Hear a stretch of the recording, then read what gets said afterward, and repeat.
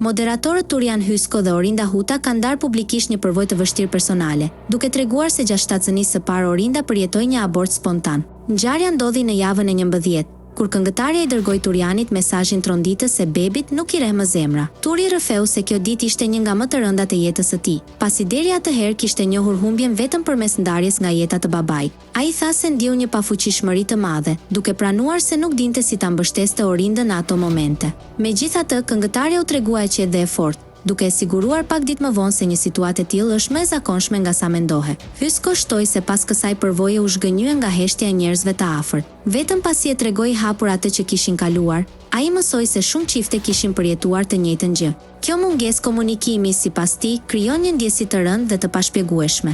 Ai theksoi se aborti spontan mund të vendosë një peshë të padukshme mbi çiftin, duke krijuar dilema dhe presion emocional. Sidoqoftë në rastin e tyre, kjo periudhë i bashkoi edhe më shumë.